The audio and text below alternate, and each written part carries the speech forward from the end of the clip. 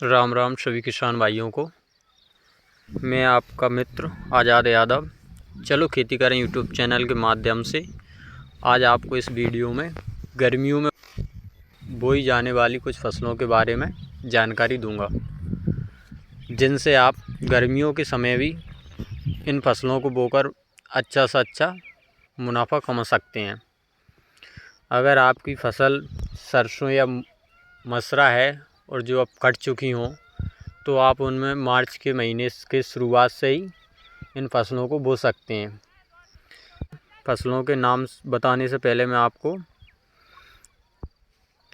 कुछ महत्वपूर्ण जानकारी दे दूं कि बोना कैसा है। पहले तो आपको खेत की अच्छी गहरी सी जुताई करनी है। गहरी जुताई करने के बाद उसमें आपको देसी खाद डालना है। देसी खाद इसलिए डालना है क्योंकि गर्मियों में जो फसल बोई जाती है उनमें पानी की आवश्यकता ज़्यादा होती है। तो ज़्यादा पानी देने से क्या होता है कि उसमें पीलापन आ जाता है फसल में। तो पीलेपन से बचने के लिए आपको उसमें देसी खाद डालना ही डालना है अगर अच्छी पैदावार लेनी है। उसके बाद आपको फास्फोरस वगैरह रासायनिक खाद डालनी है थोड़ी थोड़ी मात्रा में, और उनको डालने के बाद आपको अच्छे से कल्टीवेटर चलाना है। कल्टीवेटर चलाने के बाद जब खेत आपका जुत कर अच्छे से तैयार हो जाए, उसके बाद ही आपको खेत में बुवाई करनी है। तो चलिए अब बात करते हैं उन फसलों की। तो पहली फसल है आपकी उड़द की फसल। आप गर्मियों में उड़द की फसल भी बो सकते हैं।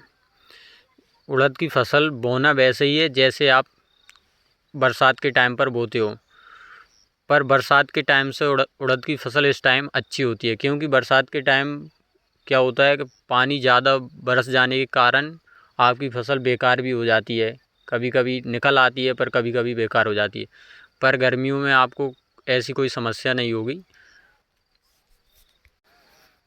गर्मियों में आपको उड़द की फसल बोकर उसमें कम से कम 3 या 4 पानी देने हैं।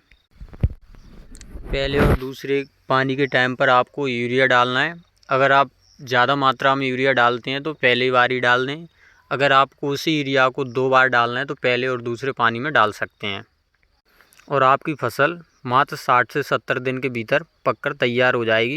और उड़द आपके 1 बीघा में 3 से 4 कुंटल के आसपास उत्पादन आप उड़द का पा सकते हो।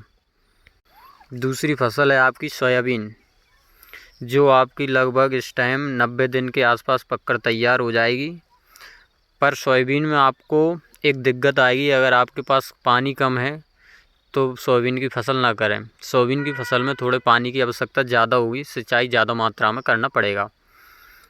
इस टाइम बरसात के टाइम से सोयाबीन अच्छा होता है और सोयाबीन के भाव भी अच्छे हैं, तो आपको सोयाबीन की फसल करनी चाहिए। अगर आपके पास पर्याप्त मात्रा में पानी है तो सोयाबीन की फसल ज़रूर करें, क्योंकि इस टाइम भी 1 बीघा में 5 से 6 कुंटल सोयाबीन की उपज आप ले सकते हो।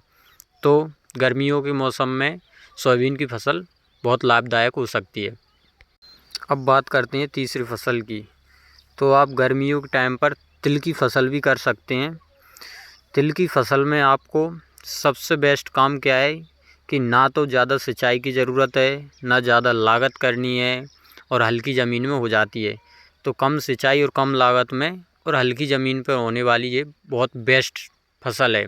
अगर आपके पास कम मात्रा में भी पानी है तो आप तिल की फसल कर सकते हैं, और तिल की फसल करके आप बहुत अच्छा मुनाफा पा सकते हो। अब बात करें चौथी फसल की, तो वो है मूंग की फसल।